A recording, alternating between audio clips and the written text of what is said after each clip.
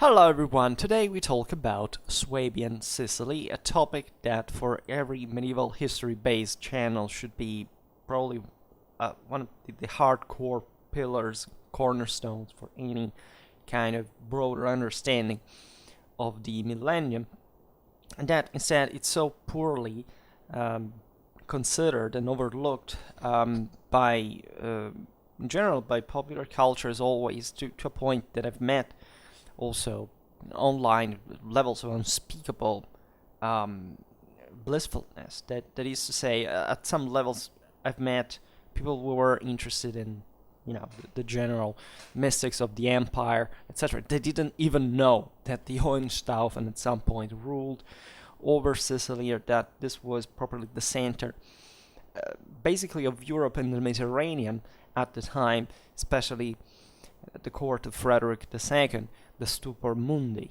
and that this was one of the major civilizational moments in the history of Western Christendom, as well as basically the last embodiment of universalism. It was already declining in a sense, but that died symbolically with Frederick in 1250. And if you're a regular follower, I guess you know enough about this already, because we made so many videos about Frederick II and about the Hohenstaufen in general. That playlist is importantly followed, and it's pleasant to see, because it shows that there is an interest that, probably starting from that aforementioned kind of a just abstract interest for the name or the house of Swabia, actually substantiates itself, hopefully, through the things I tell, right? And last autumn I made 2 videos in series about Frederick II's reign, not just in Sicily, but in general, right? As Holy Roman Emperor, King of Italy, of Germany, of Burgundy, of Sicily, of Jerusalem, and more, because this is exactly the scope and the scale of the Stupor Mundi's vision, that was really megalopsychic in many ways, and that brought this embodiment.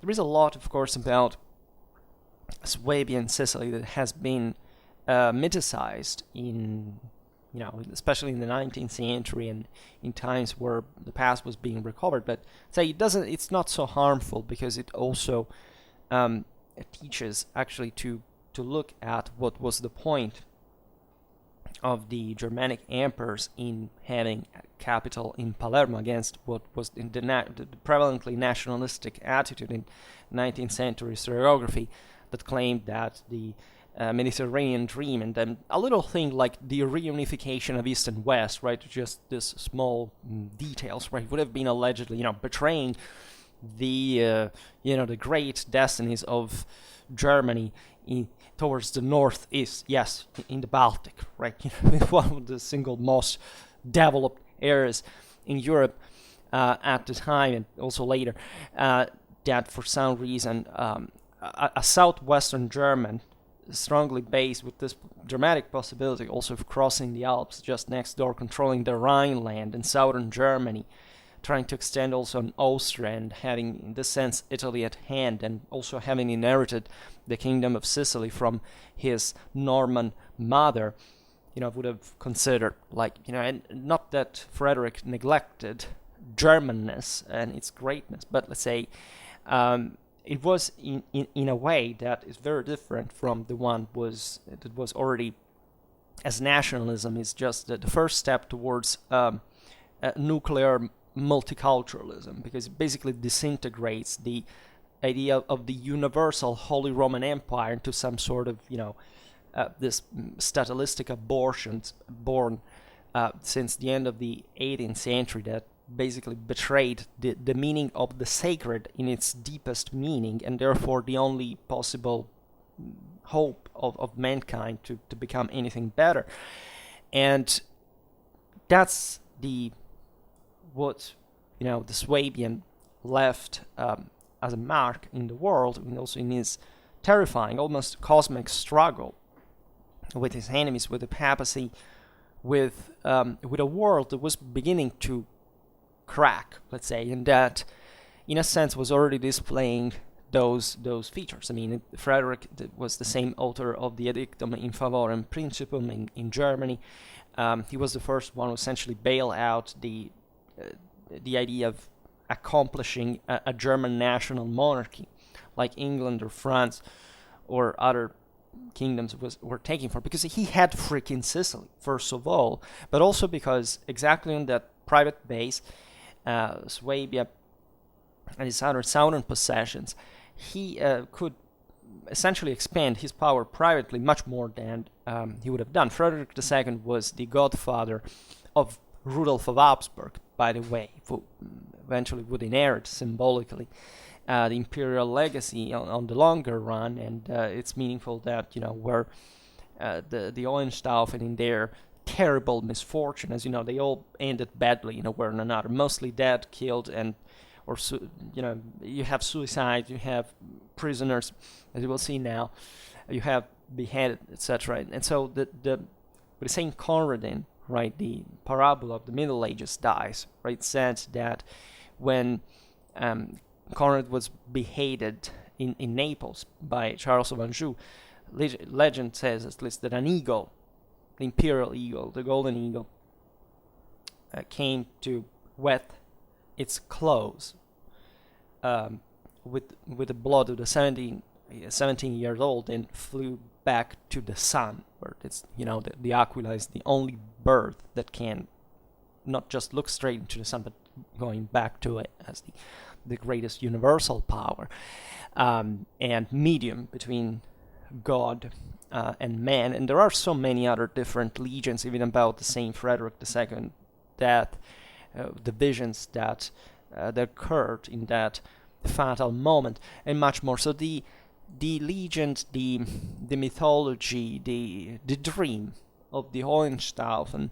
is something much greater that, in fact, even just sound great minds, right, of historiography like Kantorowicz or Abulafia, that are the only biographers about Frederick II, frankly, that still remains one of those figures that you think we have gotten everything about, but that every time you research on, right, something else is added significantly for the broader meaning of what was accomplished, in fact, mainly in Sicily, but also in the rest of his possessions. Let's stress importantly that Sicily was not part of the Holy Roman Empire, in spite of the best efforts of the Hohenstaufen. But again, as we were saying before, Frederick has this dramatic capacity of changing face as a mask, right? With all, depending on all the various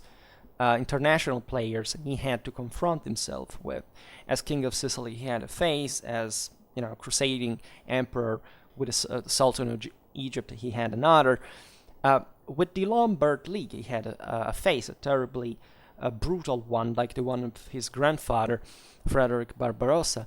With the Germans, he had another one, and he also had a broader change in his life, given that he was, beginning as the Pope's adoptive son, as his mother had entrusted him to Innocent III. So in the moment of greatest power of papacy in the history of the church, and well, basically every single country in Western Christendom was Rome's vassal at the time, and so with meanings that are very difficult to find in this figure that was also the stupor mundi, if anything, because he could speak, I don't know even how many languages, how cultured he was, how interested in science. And there are lots of absolutely literate people from the contemporary world who assumed that anybody who was interested in science, or that is interested in science today, has to be an atheist, and said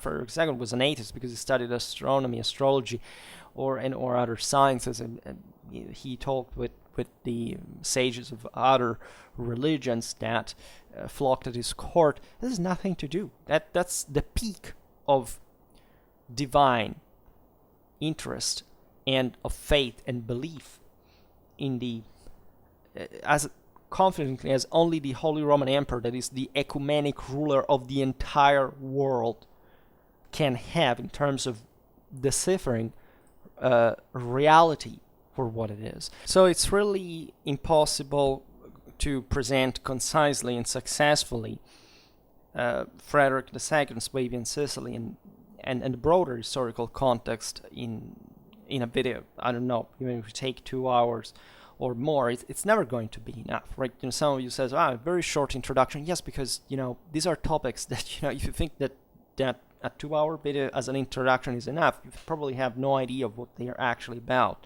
historically, and that's the sad reality. Of course, jokes are allowed about the topic, but let's say in a broader sense, beyond Schwerpunkt, that occurs in this world, right? The greatness that is manifested in all our historical evidence, that is coincidentally the only evidence that we have in order to understand humanity, because that's the only field in which you can see what humans do, not some abstract considerations about tiny things and how it should work in complex systems that you don't even try to to sort out, is the same reason why the empire died. It's the same reason why universality died. It's the same reason why tradition, culture, intelligence, beauty died, and much more. And so it's painful to talk about this, also because today we will briefly inform about the end right up to, in fact, Tagliacozzo and Conradin. And I was undecided also whether to insert a picture of Charles of Anjou, given that when I make videos I normally put everything in that I discuss just to make mass, but I decided not to, because even though we talked about Charles and I made a video about him, about the Angevins. In fact, the next chapter is going to be about Angevin. Yeah, it was in theory Sicily, but it's more like Naples, as you know, in the longer run, because Sicily was lost with the Vespers to the Aragonese. Also as a kind of, like in theory, from their perspective, as a Hohenstaufen legacy, because there had been a marriage between Aragon and at least Manfred, was natural son for Frederick II and Prince of Taranto, but eventually King of Sicily after the death of Conrad IV. We will see it now. It would have been maybe too provocative, right? And we will see how dramatic, of course, the end of the Hohenstaufen still is. And again, there is a playlist about the Hohenstaufen. I will keep filling it. And in general, we will keep talking a lot about this stuff that we never discussed, right? In fact, I'm making this series about Sicily now because I realized that I made a video here and there, and I'm doing this kind of series about the various historical regions of Europe. Like, Sicily does deserve, at least as an introduction, a very short introduction, a video for each of the dominations that it had in medieval times. And so this is in many ways the most important, and we will see partly why. It's the most important historiographically for the meaning of it, right? Arguably, this was essentially a Siculo-Norman state in which the Hohenstaufen installed themselves dynastically, which is already as a concept, right, for some that every time I get questions from people that say, I descend from this place, from this other place, and so what do you think about it? They have no idea what it was like. Of course, thankfully they ask, but I presume, again, from this hints that even just understanding what it means to be a Holy Roman Emperor, what it means to be a dynast, a king of a high medieval realm is complicated, right? Because it requires that kind of, again, of traditional and cultural preparation that we have completely lost the ability of thinking. Not because it would be impossible, we don't live at the time, but just being aware of the fact that it existed and that we can research and understand more, and there are oceans of ink spilled on the topic. Now, the Swabian dynasty in Sicily reigned essentially from 1194. That was the year in which Henry I of Sicily, Henry VI of the Holy Roman Empire, was proclaimed king of the realm, until 1266, that is when Manfred of Sicily was defeated at the Battle of Benevent by the crusading army of Charles I of Anjou.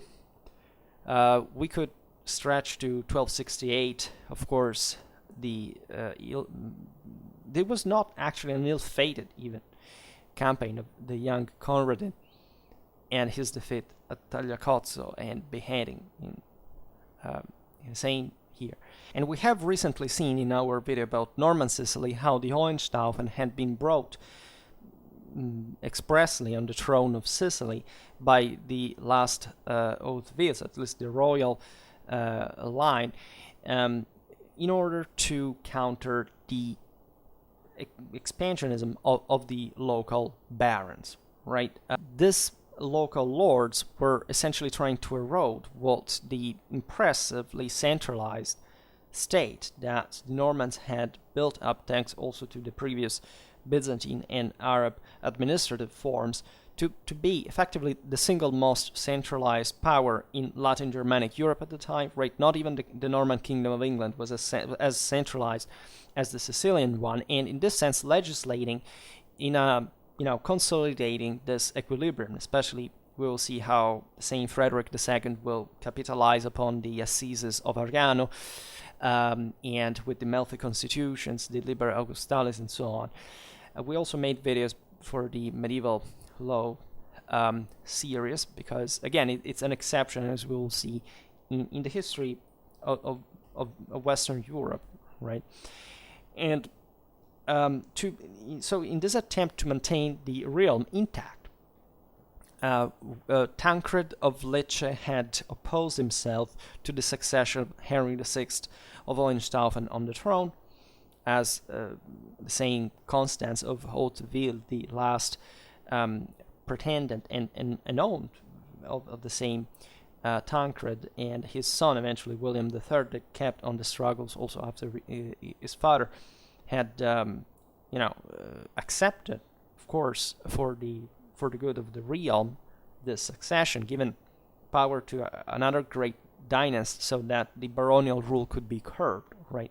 This was an important leitmotif of most countries in Europe. In many ways, feudalism had at some point to struggle with this necessity of centralization, and in some countries it failed. In others it succeeded. For Sicily, it would take a long time to determine, even up to the modern age.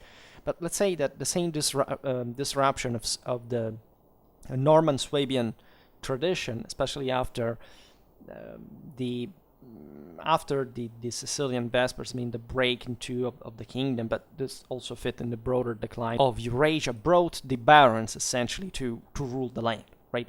Both the Angevins and the Aragonese, in order to rule respectively on Naples and Sicily, had to negotiate with the barons, something that in Norman-Swabian times hadn't quite been the case, or at least it had been the case, but successfully, with the monarchy having the upper hand, and the rest being this constant erosion, essentially of royal power in favor of this private prerogatives that would maintain in the Sicilian kingdom historically up to the Italian unification this unchecked privilege that made the entire thing sclerotizing and imploding at the end, and so it was a brutal clash. There was an actual war, which and there would be many, as we will see now, that in order to win Sicily, Tancred of Lecce managed at some point to control Palermo, to have himself crowned king. Henry VI campaigned against him, defeated him. Then William III was castrated and killed, and this was exactly aimed at finishing with that Hauteville line, right, with the same great aunt Constance agreed to, right? And the marriage that occurred in 1185 between the two was, as you know, a major event in the history of Europe.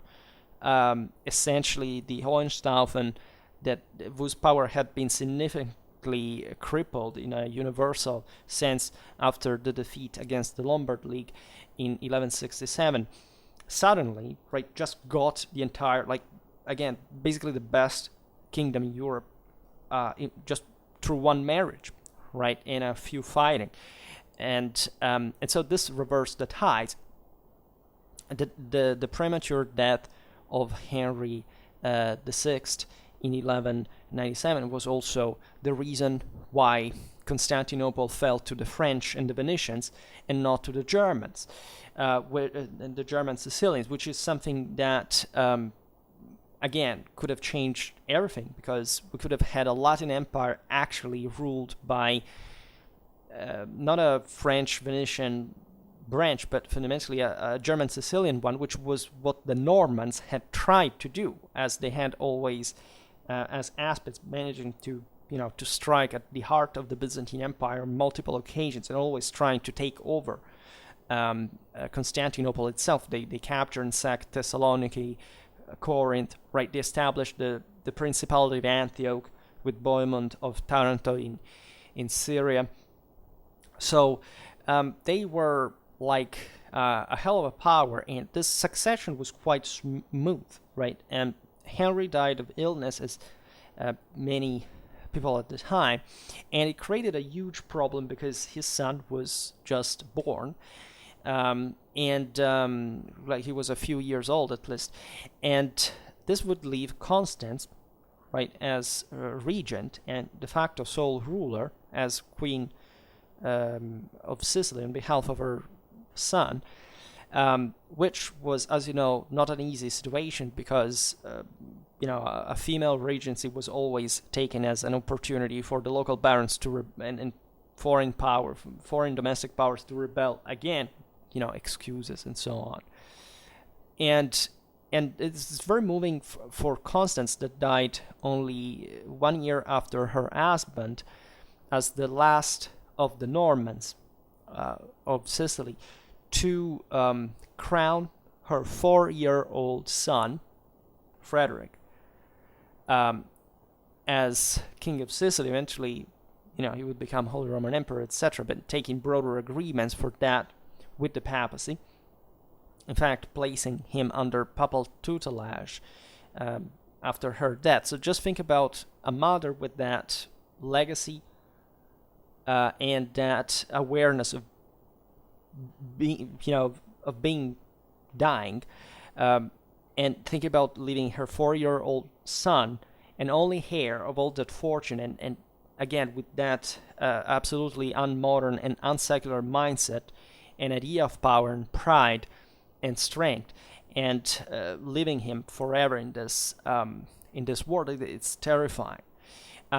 So this is, also the idea of the succession from the Swabians to the Normans is interesting, because albeit Henry VI and Constance were good. I mean, they get well along. There weren't problems. Still, internationally they played a different role, right? Henry VI, as Holy Roman Emperor, was trying to resume some idea about the empire having rights at that point on the same kingdom of Sicily that had been historically not part of the Holy Roman Empire, but also a papal fief, right? A private papal fief. And Constance, instead, defending the fact that she was the ruling queen of Sicily as an oath deal, which was an enormous deal with all the Norman legacy of the kingdom living in her. So it's as if the only true succession occurred in 1198, when Frederick became the monarch, in spite being a minor, which also conferred to the young Frederick a unique government experience, because basically he was rising in the streets of Palermo, also in pretty unsafe conditions, because Pope Innocent III naturally cared very much about him. But as an adoptive father, he still had to entrust him to a council of regency in Sicily, right? Not keeping him in Rome or the Papal States. Thus also recognizing his succession to the Sicilian throne. We made videos about Innocent III. We have seen the the dramatically impacting role of this person in the history of mankind. It is utterly unbelievable, just for the sheer amount of results that were scored under his pontificate by Western Christendom, and thanks to him, and had naturally seen in Frederick the elected pawn at the same time of the church for what concerned the secular issue, right, of the avoiding of the reunification essentially of Germany, Italy, and Sicily under a single rule, which Frederick for the first time would have legally acquired, right, and also in fact creating some further complications, at least because of the behavior of Otto of Brunswick that we'll see now. And what this actually equated for the Sicilian kingdom was that there was a Swabian establishment made up of not particularly recommendable individuals, knights such as Markwald of Ambila, Wilhelm of Caparone, that were German knights that were essentially involved in the kingdom, that were to guard the young sovereign, right? This happened in the first decade, roughly, of the 13th century. He was under Markwald of Ambila between 1201 and 1206, and after under Wilhelm of Caparone. And only in 1208, when he was 14, so he was an adult for this time, did he actually take over the kingdom, right, as a ruler of the administration, etc. But it was not easy, because in the meanwhile, his minority had still eroded public authority, and so these are some of the first of the blows that had been suffered, at least in his lifetime, by the kingdom, as already the war against Tancred of Lich and against his father was an issue. I mean, the country gets ravaged, places get destroyed. It's a problem, right? It's a structural, systemic damage that gradually will erode also the same ruling capacities of the sovereign. This is the moment in which Frederick formed himself in that kind of cosmopolitan and multicultural environment that made him so, sharp and smart. And this individual was definitely something else, also for the elite standards of the time. He loved enormously his kingdom of Sicily. He is attributed, it's probably just a spurious aphorism, but that if God had seen my kingdom of Sicily, he would have not elected Palestine to have Christ born. He was also known as the poor Apulia, so the boy, the child of Apulia. That was also one of after Sicily essentially was the place where the Normans had entrenched themselves more markedly, vastly rich agricultural area that still shows the vestiges of the Norman and the Swabian period. As we were saying before, he also, however, took very seriously his roles of course, of Holy Roman Emperor, of Kingdom of Germany, right? He said that Alsace was our most favored or loved, I don't remember the text, but it says German land, right? And there is something there that we can't even understand, as we were saying before, and what would approach to would feel for a medieval sovereign to rule on such lands. But of course he loved southern Germany, the most advanced, the most rich, and the same Swabia, of course. So Palermo, as the capital of the Sicilian kingdom, became, under Frederick, essentially the center, it's fair to say, of the empire of Europe and of the Mediterranean. It was no other place like Frederick's court, such an advanced land, such a prosperous land. As we explained many times, after the trade shifts of the 10th, 11th century, for the first time in history, the northern shores of the Mediterranean began to export grain to the southern ones, as it had been the other way around historically up to that time. Sicily was exporting grain even to Egypt, to places that were notoriously, fertile themselves in a way. It had an enormous set of relations think just even the dramatic strategic position in the central Mediterranean, the influence that Frederick had just as Holy Roman Emperor, and capitalizing upon it to expand Sicilian power. He created the Kingdom of Sardinia, feudally speaking. In the Holy Roman Empire, he managed, as you know, also to recover Jerusalem with an agreement with the Sultan of Egypt, Al-Kamil.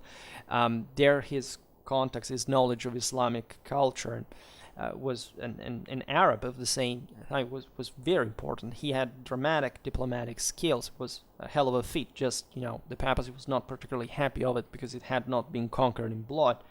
But it was an important achievement, and much more. But the court of Palermo became so, because this was a feudal kingdom, right? And Swabian Sicily has been also mythicized because of course, it's as if it had been allegedly still kind of, in absolute terms, the most advanced country ever in everything at that point. This is not really true, right?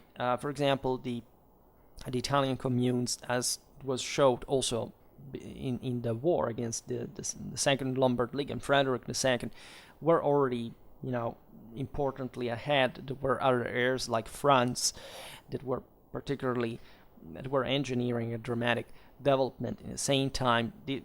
Conversely, Germany was kind of privatizing, disintegrating in terms of public authority. So it's a time of change. And of course, the same fact that Frederick would essentially live in Sicily and not elsewhere just speaks of what he thought the future was like. This extraordinary public administration that the kingdom had, the wealth, the size, the level of centralization, the proximity to the Holy Land, right? Also the support that he did offer to the Fourth Crusade for the same conquest of Constantinople. And beyond. The prosperity, the artistical production, the intellectual vivacity of the Swabian Kingdom of Sicily have been rightfully identified as essentially a pre-Renaissance, pre-humanistic reality that in fact did spur the development of the Stil Novo, of the Tuscan art and literature, from which eventually Dante and the Italian language and culture would have blossomed in a fully, literary and philosophical and historiographical way. In fact, the Sicilian poetic school was born in Palermo, influenced by the Occitan / Provençal literature that was, ahead of its time, as you know, and kind of refined further and exploded here as what is considered as the first Italian poetry, stemming from Sicilian. Actually, there is philological literary evidence that the fact that this was already taking form in Italy independently from the Sicilian court, but still it's in the island that, especially under Frederick II, this phenomenon had its greater systemic and structural consolidation and spread and influence, right? Consider at this time, today we will not see much of the evenemential side of the story because, again, I already made lots of videos about Frederick's reign, and we'll keep making them quite in detail. And this is, as I was saying before, part of, in theory, just medieval Sicily. Like, in theory, we shouldn't even be talking about southern Italy and the other lands that were properly under the kingdom. But it's obvious that here we have to picture this massively bulky feudal state that was effectively the largest power as a single polity straddling over Sicily and the Italian peninsula to influence, in fact, also the Italian communes in the north. As we will see, there were many Ghibelline connections with the north, with the Tuscans, with other environments that were thrivingly expanding and also sharing culture and experience with the same Sicilian court and benefiting from it. Sicily, in this sense, is to be seen as the large asset power in a structural sense that was struggling against a sum of, instead, more individually developed ones like could be the Italian communes that could coalesce, like in the Lombard League, and opposing the broader plan of universal unification, and being supported by the papacy at the same time, never betraying the empire as a concept, but essentially fighting for their own customs, for their own earned rights, right? And Frederick II scored important victories, but also suffered ultimately important defeats. If you know the military history of the Second Lombard League, famously enough, the Battle of Cortenuova, there was an imperial victory, but also the defeat of Parma / Vittoria later on, and the defeat of King Heinz of Sardinia, that was Frederick's son, at Fossalta at the hands of the Bolognese. We also took him captive, and basically he would die in prison. One of many different sad ends of the Swabian members. But the big asset was an important thing, right? Most of the Mediterranean was used to, the Italians were an exception, but most of the Mediterranean, just like Sicily, Spain, the Iberian kingdoms, the Byzantine Empire, Egypt, etc., France, were about the court, were about the realm, were about this massive feudal power that would, concretize in this elite court establishment that, in a sense, condense all the cultural, civilizational greatness of that power, and the stupor mundi, so the wonder of the peoples, the wonder of the world, did definitely anticipate the figure of the Renaissance prince, right? Also, he enforced further during his troubled reign.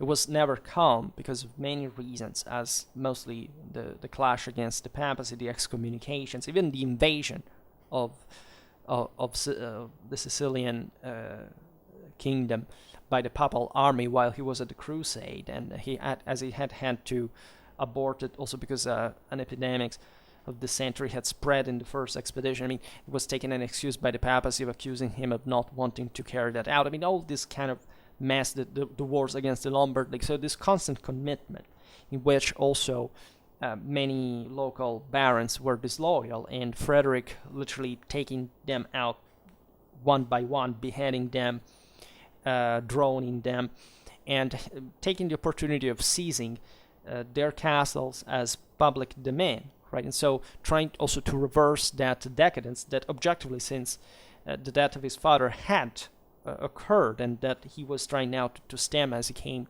to age and become a very successful sovereign. The Melfi constitutions of 1231 are also some of the single most important, if not the single most important act of at least Latin Germanic juridical tradition. Essentially, Frederick was the only sovereign in medieval Western law to affirm that as essentially vicary of God, so also Caesar-papistic idea, he had the faculty, the God-given faculty, to produce new law, to legislate.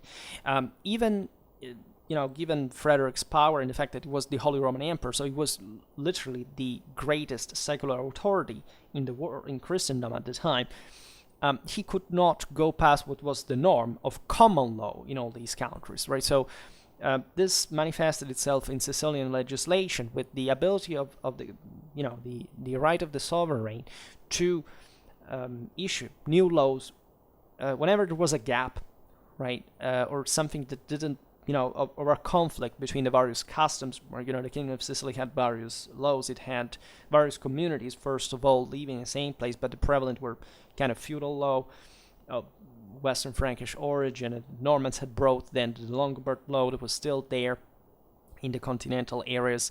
There was even, of course, the other minority, the also different religions. There was the Sharia in the Islamic communities. There were some Byzantine right populations, the Jews, etc. But this enormous power ideologically was materialized through such legislation, which had never been conceived properly from an ideological point of view to be possible in juridical science. We made a video as he founded the University of Naples. Up to that point, Sicily had been on the fore in some fields like medicine, famously enough, with the school of Salerno, that was this properly a school, not a university, because it was just a sum of practitioners of all the knowledge deriving from the classical world, the other various traditions, knowledge mixed all in this, again, crossroad in the center of the Mediterranean from different cultures. The University of Palermo had to parallel essentially the ones of northern Italy and especially of Bologna, to avoid southern Italians essentially to migrate in the north to go studying, right, and coming back to the country. And Frederick issued specifically a law that they had to remain there and studying at the University of Naples. He was a man of extraordinary intelligence. He issued an entire year of logic to be studied before becoming doctor, which is something that, we could use nowadays as well. And I also come from a family of doctors. I can't say that. It's not that I don't trust medicine. I don't trust very often people, as we see basically in every field. And I can say as a historian as well, learning how to think, right, in order to become a responsible and morally strong person, as it's needed in such, perilous profession. Frederick was a very harsh man as well. He had a pretty good, concrete idea of what the iron fist of a efficient ruler had to be when was necessary. During his reign, there was essentially the expulsion and deportation of the Muslims that had historically remained in Sicily. Like here we're talking basically of Sicilians that had remained Islamic since Arab times, and that, however, had been creating problems in that situation of disruption through brigandage and other, resistance even to public authority.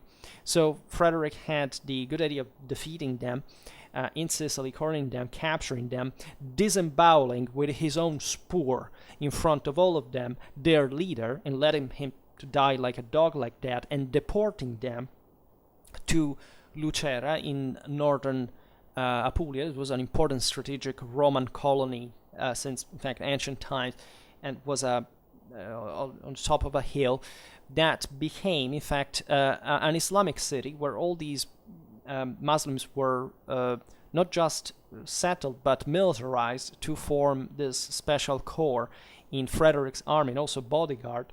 That was a very exotic unit in medieval Europe that he used also, in fact, in the north against the Lombards, etc. They were probably not so successful as we think. They were mostly like in this Arab style, lighter troops, right? Mostly, archers and, infantry, and also pioneers and people provided with some technical engineering capacity. This process lasted between 1220 and 1239. The Saracens of Lucera, in this sense, were fanatically faithful to Frederick because they were essentially an Islamic island in a Christian sea. So they didn't have anywhere else to go, and they depended entirely on the monarch, right? And so they were blindly faithful to him. And the Angevins used them initially when they took over the kingdom, but eventually exterminated them later on, just to get rid completely of this problem, as also a Swabian legacy. And the clashes against the papacy and the Italian communes were really rough. As you know, they were one of the most intense moments of belligerence in medieval warfare, and they brought to important development also in the Lombard armies, for especially in the 13th century, to fully blossom in the very articulated late communal tactics that I have also explained somewhere, and we will keep looking at when fully resuming our medieval warfare series that we are doing already, however, fortunately. And it was an incredibly thankless task, as the Italian communes at this point had reinforced dramatically after the Peace of Constance with his grandfather. And Frederick understood from one side that there was a need of cooptation. I made a video about the first Italian lordships that did begin at this time, famously enough, the Azzolini family in the Trevisan Mark, that were initially Guelphs but were co-opted by Frederick II to secure the Brenner Pass for the German armies to come from the north into the Po Valley at the orders of Frederick, and becoming a lord of cities. That is an experience that again began also in the western Po Valley at the same time. But everything was to, let's say, devoid of essentially institutional role, as the city-states had basically taken over everything, right? Still the emperor had that role, but the only way to be obeyed was to use the iron fist again. So much that at a point the same Lombards that were siding with Frederick, the Ghibellines, sent, in front of certain massacres, and some of the most horrifying that you can think, like, you can't win them over like this, right? There must not be. And this is interesting because, again, Frederick was wearing his grandfather's mask when they're dealing with the Lombards, and in the same level of brutality, because he understood that, in a sense, that there was no other way, right? It was wall against wall. These people were not to give up their freedoms, were not to give up their autonomy, and the war was the only thing. But it was like there was a ferocious anti-Swabian propaganda in the same Germany that was, ridiculizing these efforts like of the lion, trying to crush all these various ant nests that you could destroy, but they would immediately rebuild it, and it was terrifying.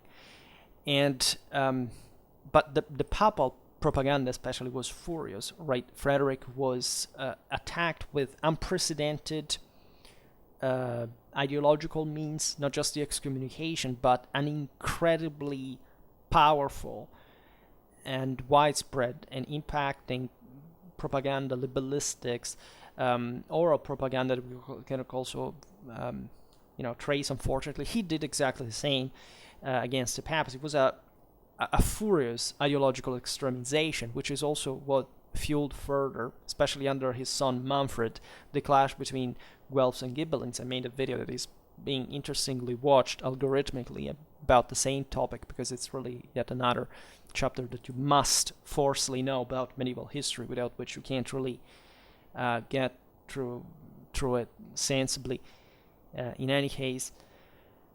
And Frederick also worked a lot for the reinforcement, the fortification of the Sicilian kingdom. So much, in fact, that the largest amount of vestiges from the various Sicilian dominations in relative terms do pertain to this time. This was the peak of medieval civilization, right? The High Middle Ages, this first half, especially of the 13th century, was the booming of chivalric feudal culture and strength. And all the pictures that I've inserted here show you pretty well not just this aspect, but also the pre-humanistic flavor and temper in the Swabian Sicilian architecture that is extraordinary, and that covered like a mantle with all these various areas of southern Italy and Sicily. Some treasures, really, of also engineering. Think about Castello del Monte, that had also this broader exoteric meaning connected to the various geometric proportions with astrology, astronomy, and it reflects also the greatness of Frederick's mind and the curiosity of application, of vision, of creation. Frederick, as you know, we've seen in other videos, died eventually of malaria. Some later Guelph propaganda said that he was killed by Manfred, his natural son, but it's not true. But was known as Castel Fiorentino, if I'm not wrong, which was actually, he had been predicted, as we'll see now. He listened to astrologers who had predicted him that he would have died in this Florentine area. So he always avoided in his expeditions to the north along the Tuscan path Florence, because he thought that he would have died there he said, in this tower with iron gates. Instead, allegedly, when he felt sick and stopped in this in this tower. Now there is just a ruin. There are the various Stauferstelle scattered across Europe to indicate this Hohenstaufen's landmarks. Let's say he had locals ask what the name of that place was, and they told him that it was this Florentine castle, and he understood that that he would have died there. In fact, he made testament, and and this is also kind of think about the integrity of this man and how easy it was to die like that, but having the lucidity, the clarity, the cold blood, and especially Frederick II, because characterly he was like this. He was told to have been like that, almost emotionless, as if he had, but not because he was not a lively man or something, but because he had a great mind, was extremely scrupulous and extremely, taking extremely seriously his role and the meaning of the same in the world, which, if you are meant to be ecumenic ruler, well, you may want to control. That is also a good way to start thinking yourself maybe in responsible terms in your life also today. So Frederick II in his will named his second-born son Conrad IV as universal heir and his successor on the imperial throne, on that of Sicily and that of Jerusalem, and left to his natural son Manfred the Principality of Taranto. It was one of the most important features, the ones again from which the Ottaville had conquered Antioch, and it would remain also kind of a state within state, also with other minor fiefs. And he entrusted to Manfred also the lieutenancy of the Kingdom of Sicily, which just suggests that, in spite Conrad was, of course, the legitimate son and the one who would have had to inherit everything, he would rule on Germany and also on Sicily briefly. Probably Frederick trusted enormously his natural son Manfred, right? And he was also quite affectionated to his illegitimate sons as much as his own sons, right? He had already to bury some, such as his suicide, Henry, that had been king of Germany, should have succeeded him, but instead he was solicited by the German princes to revolt to his father and made a video. He was obliged. That's when he issued the Edictum in Favorem Principum, by the way, because Henry had messed up Germany, letting public rights being usurped, etc. And he was obliged to arrest him. And allegedly he, because the corpse has been studied and he was suffering from leprosy at the time, he probably killed himself. He threw himself off of a rock while he was being transported from a castle to another in Calabria, from imprisoning, and he said, "I decide freely my own destiny." He threw himself off of a cliff, right, on donkey back. And that, just think, to be a father that has entrusted so much responsibility to a son, that eventually, he rebels to you and rebels to the emperor, first of all. That this is the most, but you're also a father. And this guy just doesn't see it, and he even takes his own life. I mean, you do need some nerves and backbone to withstand these things. And Frederick was one of them, even though we cannot know fully how much he paid as a price. Now, there was unavoidably a contrast between Conrad and Manfred. I made a video about Manfred of Sicily last autumn, because it's, again, one of those figures that you really want to know as well. He was a great ruler, and he had a dramatic impact also on the Guelph-Ghibelline clash. He made the history of Italy at the time. And it's under him properly that the struggle between Guelphs and Ghibellines are truly bipolarized radically, ideologically. And the clash also of the papacy against him with the crusade of Charles of Anjou and the later events also, with not just with Conradin, but with the later expedition of Henry VII, etc., all gave broader meaning to this clash. It was about the Swabians' legacy, and so the Roman legacy, the legacy of Rome itself. And this is the point, right? Of course, Frederick and the Swabians in general had recovered their Caesaropapistic ambitions and the idea of ruling also over the church as Roman emperors, so unhinged like in Constantinople from this parity that the popes had claimed, with them not the superiority they claimed in temporal matters. So when Frederick died, naturally it's as if, properly Manfred took over the kingdom of Sicily. In October 1251, Conrad moved from Germany to, I don't remember where, I think Venice, because the land route was blocked. So he basically landed in Sicily in southern Italy from the Adriatic Sea. And he basically occupied the country, and also kind of relegated Manfred in some, condition of inferiority rather than just subordination.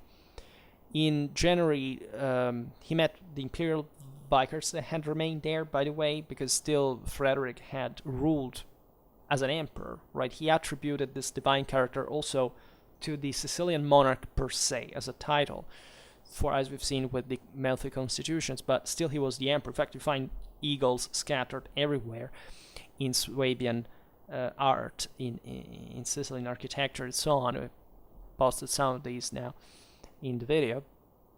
And in January 1252, he landed in Siponto, that is today known as Manfredonia, after Manfred, that would rule, as we will see now, after his half-brother's death, and continuing the pacification of the kingdom, because, by the way, in spite of Manfred's succession and also Conrad's arrival in their rivalry, there were other barons that after Frederick's death had usurped the royal rights. So in 1253, Conrad and Manfred brought the riotous counties of Caserta and Acerra back under their control. They conquered Capua and finally also Naples in October. However, the following May the 21st, Conrad died of malaria, leaving his son Conradin, who was just a child, under the care of the Pope, not differently from how his grandmother Constance had done with his father. The papacy continued naturally to oppose the settlement of the imperial house of Swabia, promised at this point the kingdom to Edmund the Hunchback, who was this English baron. He was early of Lancaster and of Leicester, because it was evident that the Hohenstaufen were kind of recovering this capacity of reuniting Germany and Sicily under their control, and this was unacceptable. It was an enormous international negotiation, and so they were trying to find some pretendant to invade Sicily, and they thought of the English also because of the previous Norman connection. In a sense, the condition for Edmund to take over the country was that he would have had to occupy it with an army of his own, right?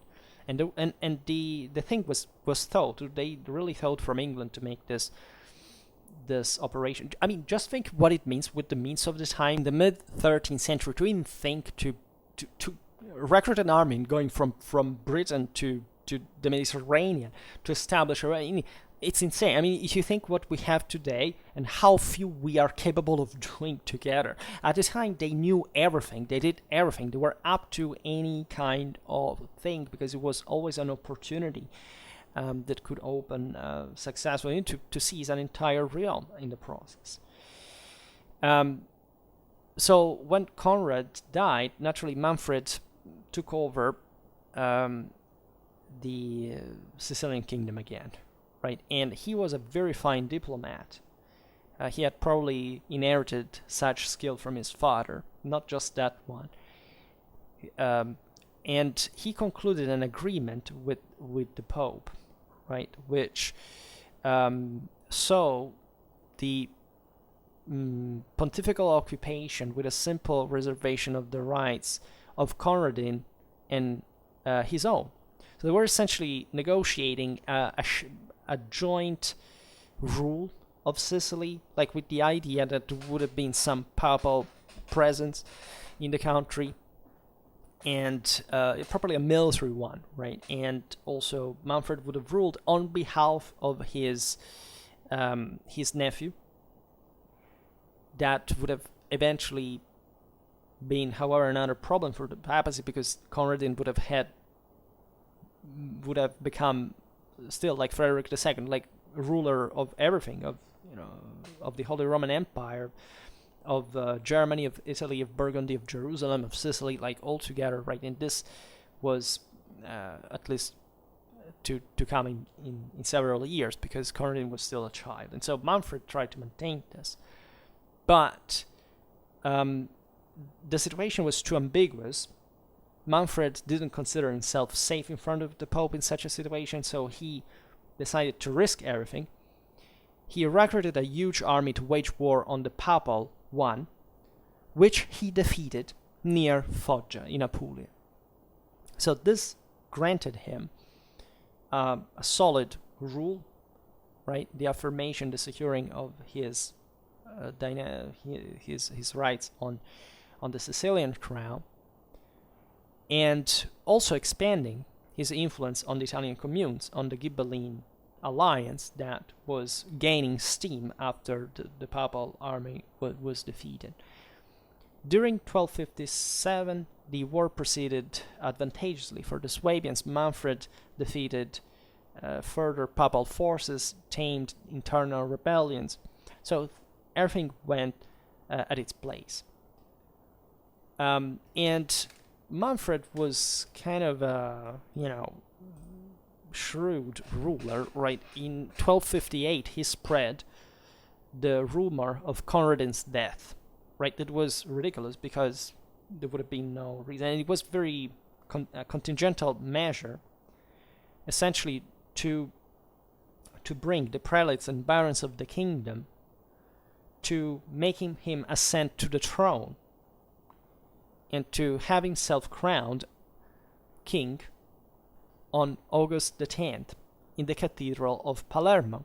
So kind of officializing this strange reality, for which in theory Conradin still retained his own inheritance rights, but still this came in parallel with an official formal election of Manfred as King of Sicily. So very complex things. You just may think only the Middle Ages such things happen. Not really. It happens still today. But this election naturally was not recognized by Pope Alexander IV, who therefore considered Manfred as an usurper, right, which he was at that point.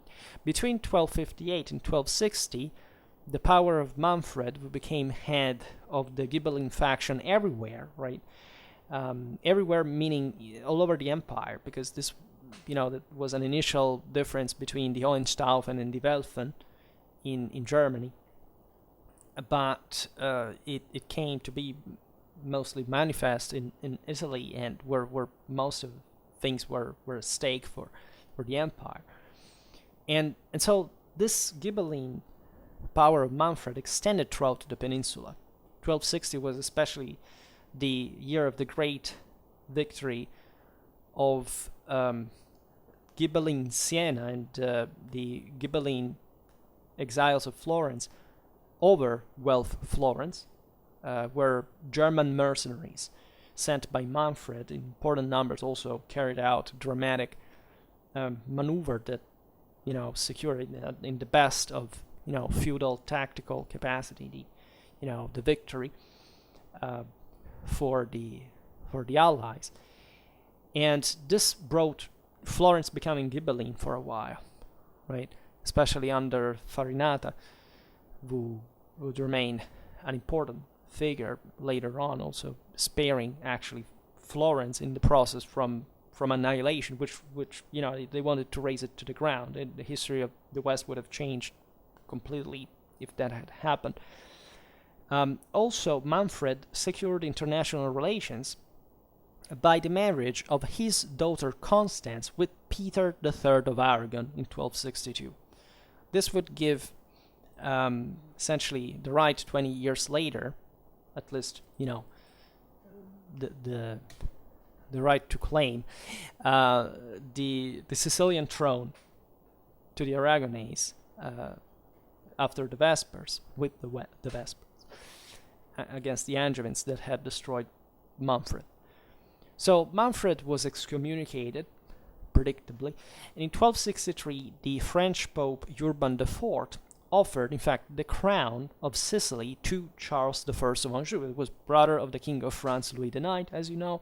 So here we are at the moment of peak of medieval French civilization and power, in a moment in which, in fact, the German one was disgregating, in which basically the Swabian legacy was passing more in the Sicilian reality than else, and even in the rest of Italy.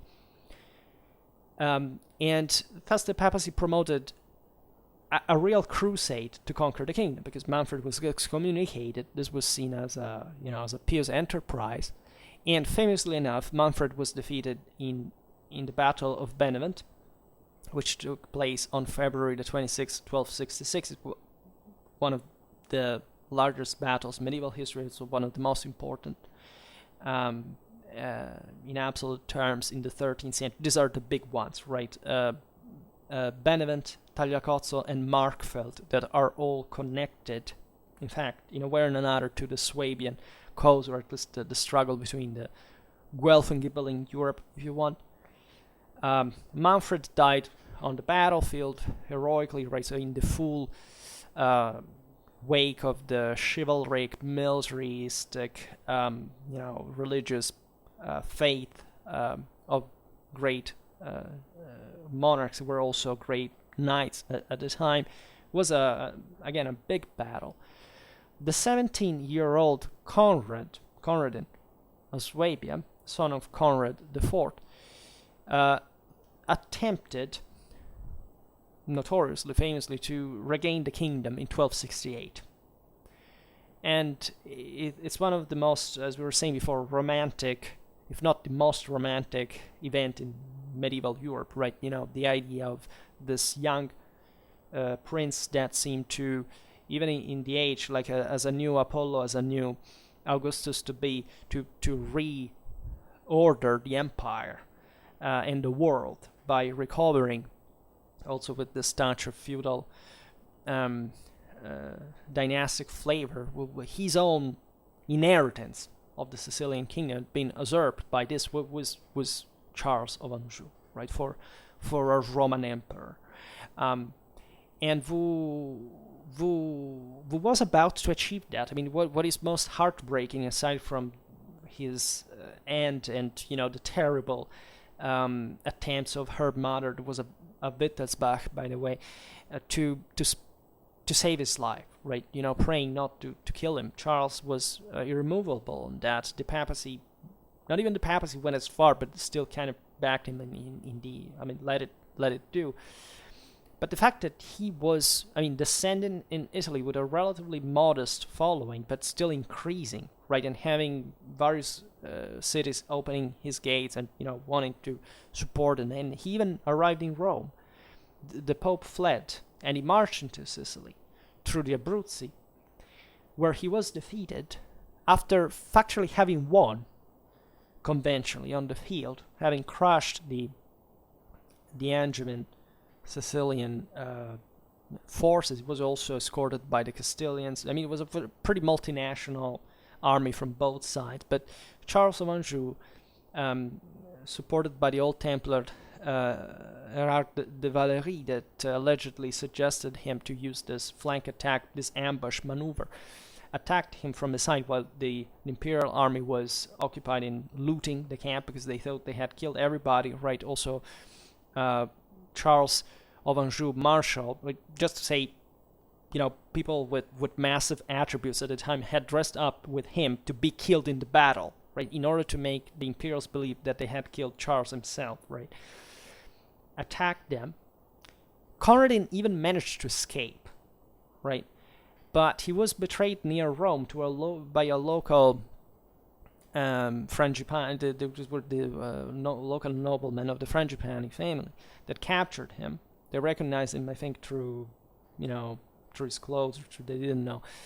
And they captured him, they consigned him to Charles, who had him beheaded on Naples Square Market.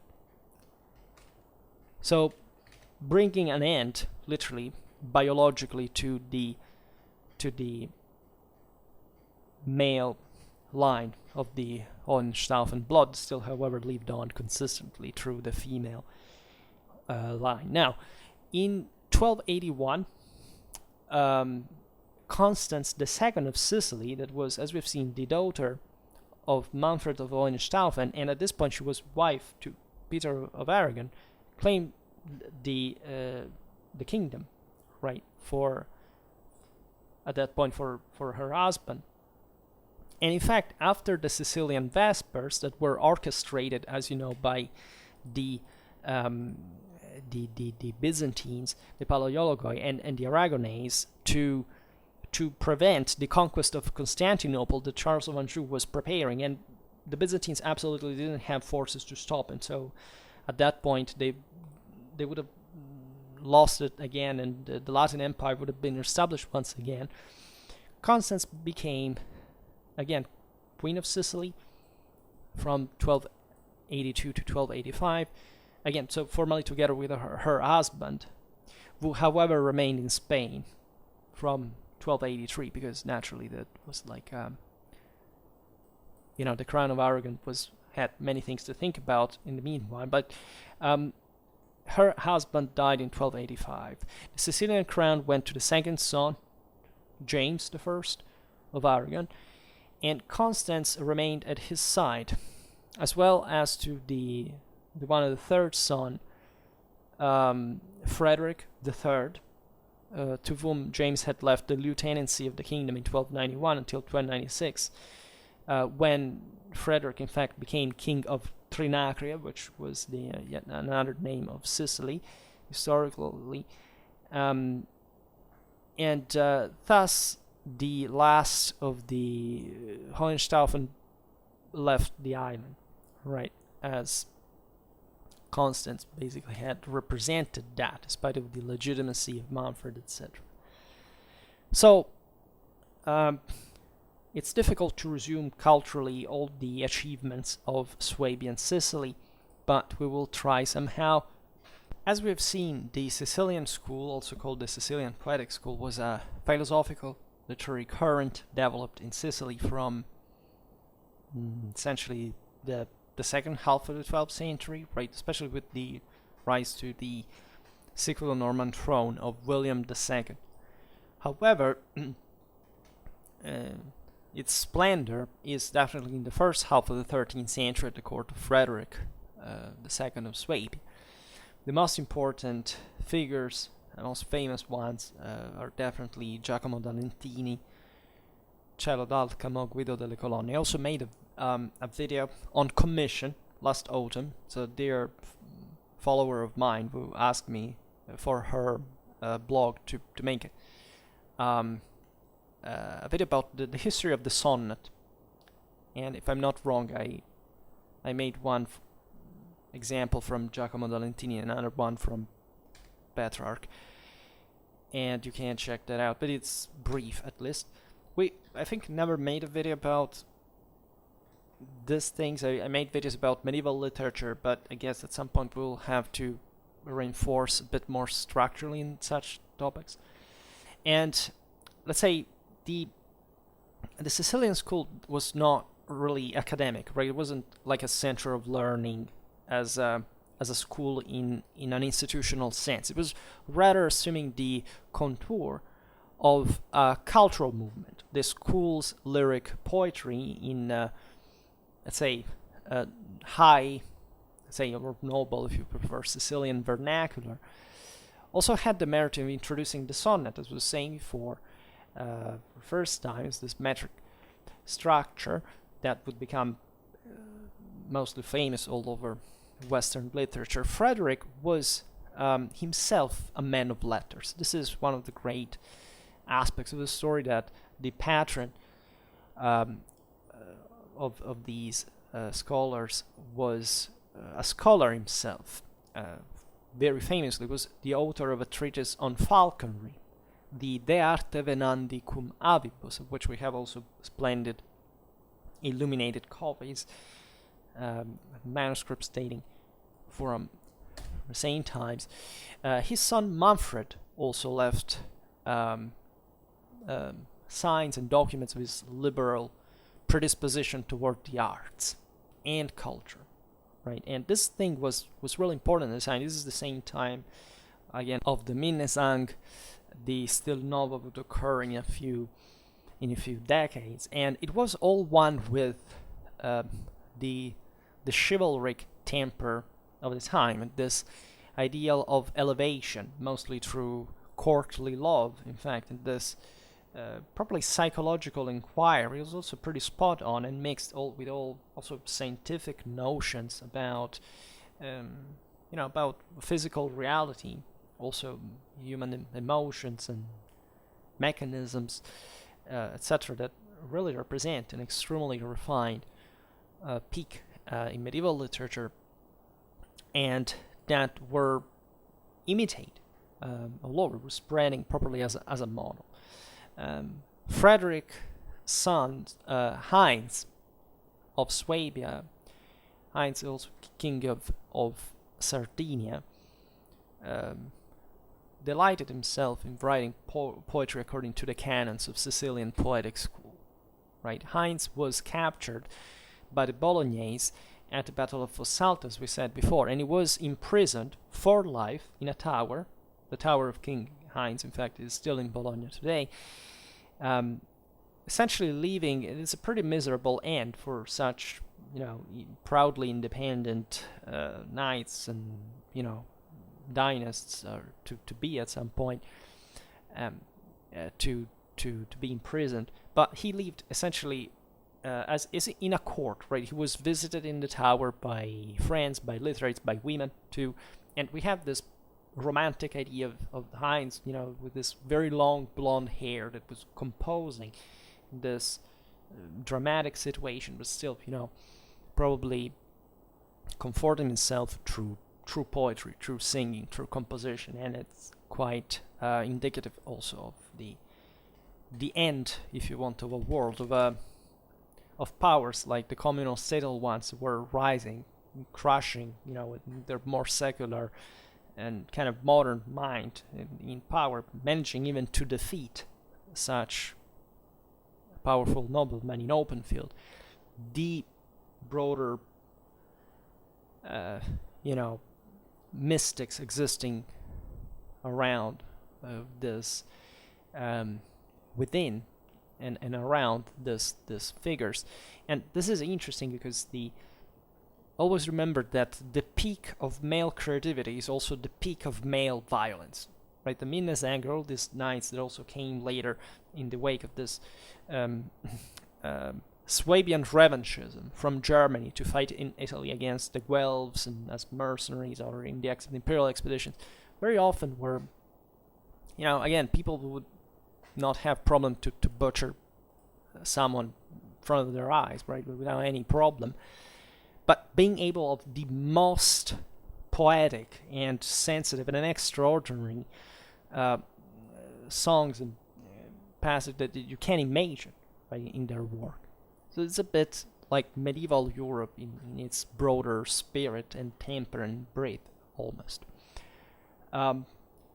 The reign of the Swabians also continued in, as we've seen, that juridical culture that the Normans had begun with the assizes of Ariano in 1140, with these periodical meetings that were the Curiae Generalis, so the general councils of the kingdom. It was, again, pretty much centralized. It had a very, precise, almost cadastre, knowing exactly how many knights, how many, all the various fiefs and what they owed to the monarchy, etc., and how much they could expect from that. It was an important amount of officials, of administrators. In fact, distinguished jurists. Remember also the foundation of the Neapolitan University came to court, such as most famously also from Dante's comedy, Pierre de la Vigne, also Rodfred from Benevent, a famous jurist, the bishop James of Capua, Berard of Castagna. They're all names of these southern Italian officials that contributed importantly to Frederick II's chancery and government in general, administration, etc. The Magna Curia of the Kingdom of Sicily was the central organ of public administration. It was also renewed as a court of supreme jurisdiction. The Liber Augustalis of 1231 and the Constitutionum Regni Siciliarum were issued at this point, that would remain essentially in the Sicilian administration till modern times, right? It was still even Lombard law in force up to, I think, the 19th century, something very conservative in nature. Theodore of Antioch arrived at the court of Frederick II in 1230. Here he was appointed natural advisor to the king with functions of astrologer, diviner, and doctor, because scientists, physicians, etc., they knew a bit of everything. It was part of the deal, right? Knowing everything, right? Being expert in every science. And his position as advisor replaced that of Michael Scotus, that had, in fact, covered the same and had now died. But he had been quite importantly patronized by Frederick in Palermo. In the period between 1230-1240, in the Magna Curia, the astronomical study was then passed on to astrology. I would like to stress that these scientific matters informed the matters of government themselves. That's why they had a place, even in the political arena, right? Frederick II definitely can be counted, in this sense, as a public promoter of astronomy. He, for example, had the Latin version of Ptolemy's Almagest translated from Arabic, right? This was translated, to which he added a new translation that the emperor donated to the University of Bologna itself. So this is quite interesting, because Frederick was still Holy Roman Emperor and King of Italy. So Bologna was the most important juridical center that had also backed historically the time. His grandfather, especially the revival of Roman law, and was the most important secular university, we could say, at least, given that it was about this broader non-theological studies in the West, was very close to the emperor. But the emperor also thought to endow it, for hiring its prestige further with a translation of his own, right? So showing how the Sicilian court could compete at the highest levels of the Christian culture of the time. In his astronomical studies, Frederick II always carried a globe with constellations, orbits, and movements of the planets in order to educate himself in astronomy. Right? Astronomy and astrology were the same thing, of course, at the time. So every meaning it was given to these movements was not just a matter of science, but a matter of morals, right? And the world was seen like this in the first place, as also the broader Indo-European language was the one of the sky, right? And in the Middle Age, in the Christian Middle Ages, astrology was always there, was accepted by Christianity. It's absolutely not true that this knowledge was forbidden, just when it was deemed as going, as being, when it was considered actually as above the Bible, was considered unacceptable. But publicly, astrologers existed everywhere, right? In all Christian powers that were officially, respecting, papal issues and guidance, that also, Saint Popes concerned themselves in this matter. And the magnificent curiosity for astrological predictions led him to surround himself with numerous and learned astrologers that would influence also his own politics or strategy, right? This was also common at the time. In 1236, for example, Frederick was predicted from which gate of the city of Vicenza his army should come out, while in 1239 the prediction of the time to move his army from Padua to Castelfranco was commanded to Master Theodore by means of an astrolabe.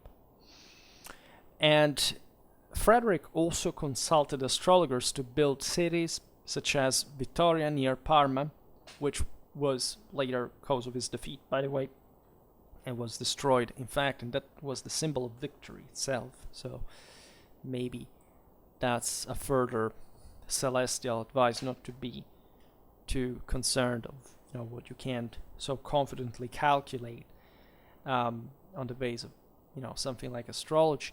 And Frederick also had the place of his death predicted, as we were saying before, in Castel Fiorentino in Apulia, in a tower with iron doors. In the Magna Curia there were Jewish scholars, mostly of Spanish origin, because as you know there was a massive Jewish population in Iberian Peninsula, also some from southern France. There were also connoisseurs of the Arabic language and of the Arabic sciences, such as John of Palermo, who was a mathematician in correspondence, by the way, with Leonardo Fibonacci from Pisa, who was a traditionally Ghibelline power and allied with the emperor. And you know that the Tuscans had these trade colonies everywhere. The Italians in general had, from the maritime republics, these colonies everywhere, also in North Africa, from which in the east, right, from which they gathered manuscripts like crazy, right, to bring back to Italy to translate, to further expand the theoretical knowledge that they had accumulated just through their own massive, technological, expansion, etc. Moses of Palermo, that was translator of the Ipietria treatise. Master Dominic from Palermo was a mathematician and philosopher, also in contact with Fibonacci. This all through trade, banking, math. I mean, they were considered as one, right? For the utility that the theory could have in informing the practice. There was the Rabbi Jacob ben Abba Marie ben Simson Anatoli, who was the translator of Ptolemy's Almagest, of also Averroes' commentary of Aristotle, and of Al-Farghani. Moses ibn Tibbon, translator of the treatise guide of the perplexed by Maimonides. And also some Islamic scholars, such as Alam al-Din al-Hanafi, a mathematician, astronomer, and engineer. Shabbatai Donolus of Oria, who was, if I'm not wrong, a prisoner, right, who had been ransomed and kept living in Sicily, with a pseudonym Ibn Vashia, and being Maimonides' translator on Nubian agriculture. Farai ben Salim of Girgenti, or Moses Faraki of Girgenti, was the translator of the Sanitatis Taquinus and of Maimonides as well. Abraham ibn Ezra was a commentator on the Bible. Moses Sicilian was another translator. Ibn Zafar al-Sikili, so the Sicilian, inspirer of the astronomical tables.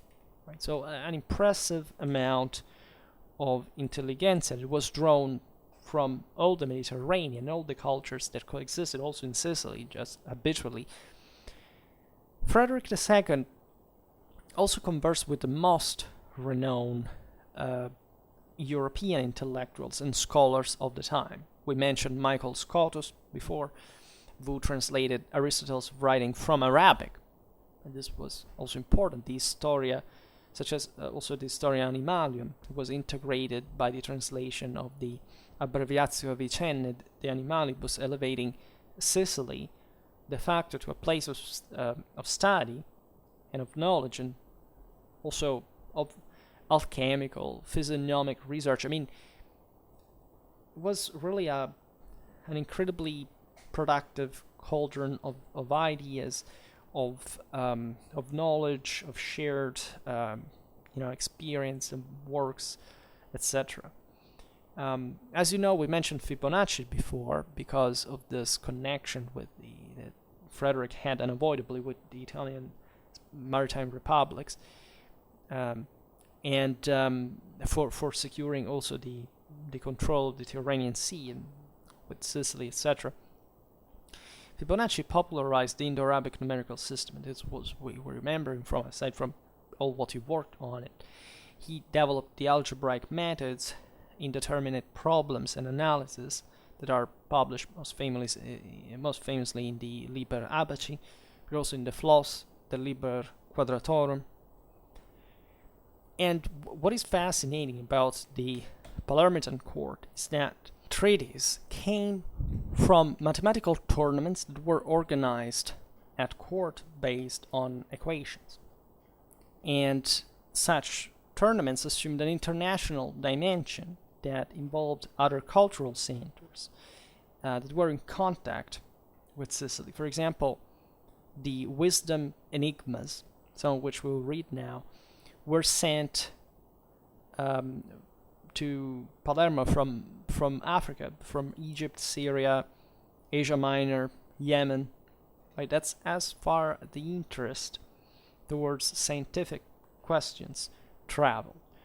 All to be played like in a competition at Frederick's court. The practice of these word quizzes was an addiction of the peaceful contacts between the emperor and the sultans of the Mediterranean. You know that, as we were saying at the beginning, Frederick II ransomed back Jerusalem from the Egyptian Sultan Al-Kamil to avoid a devastating war between the two powers, as it was contemplated by the Crusade. On the metaphysical and cosmological questions, Frederick turned to the circles of Islamic esotericism as well. Some of these questions were bold, right? Also borderline orthodoxy, frankly.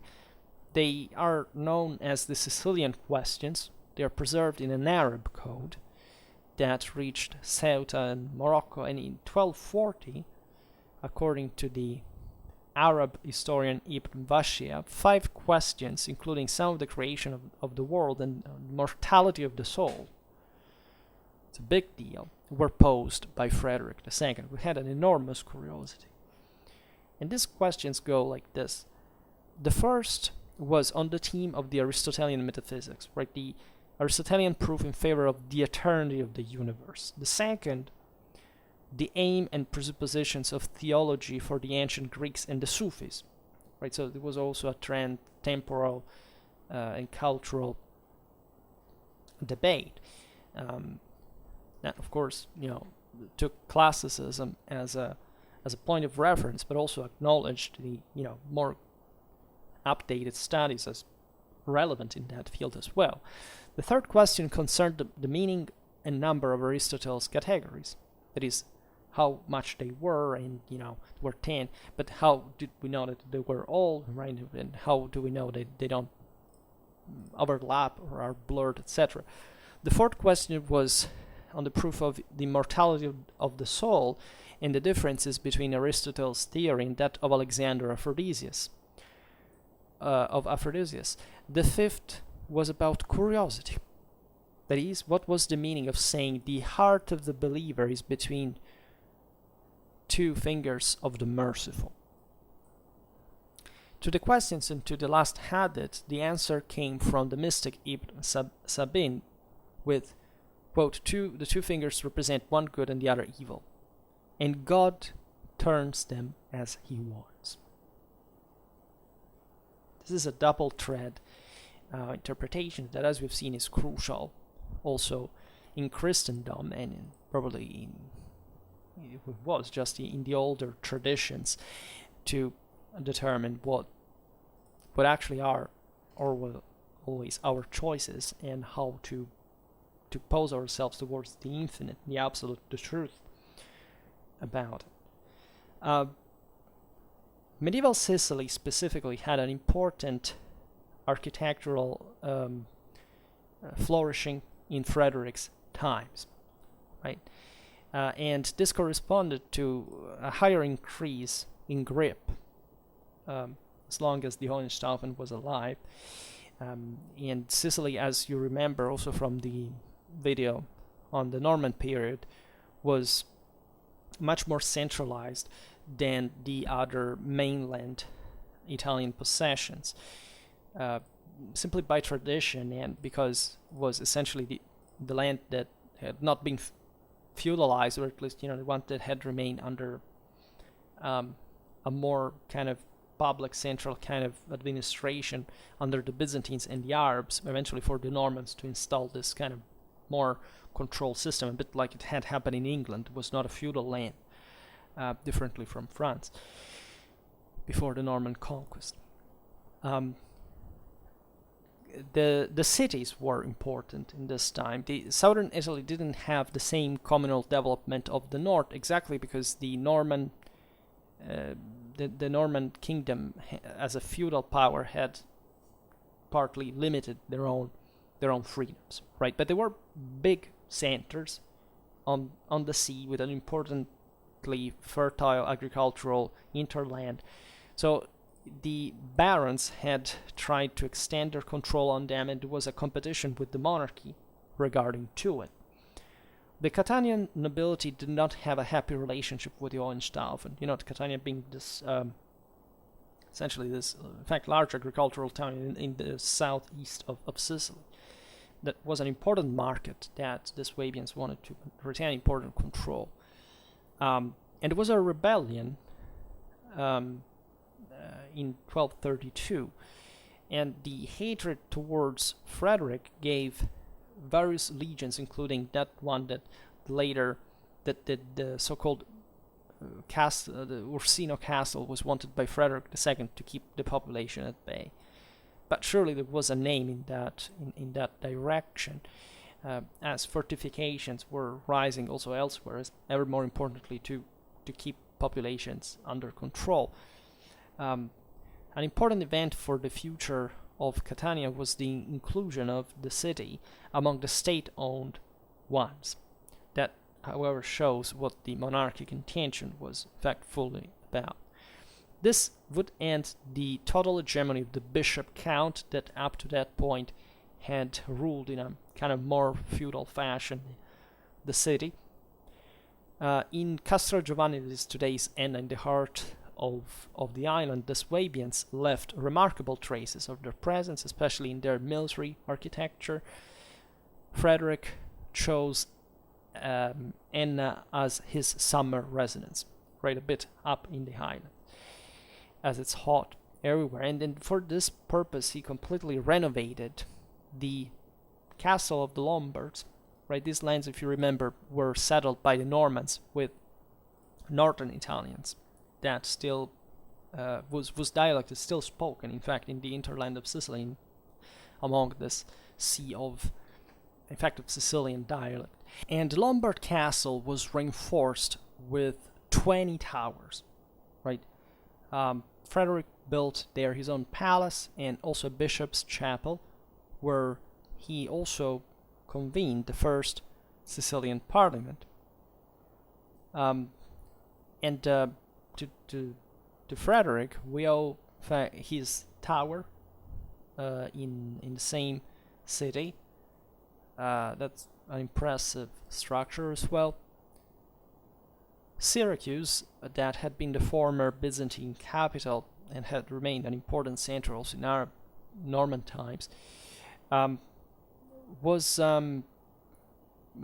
coming under Frederick's control only in 1221, because the internal troubles were not light initially. And Syracuse had been included in the Genoese domains for for 15 years, because the Genoese had spotted this extraordinary coastal position with the peninsula that protrudes, with the citadel, etc.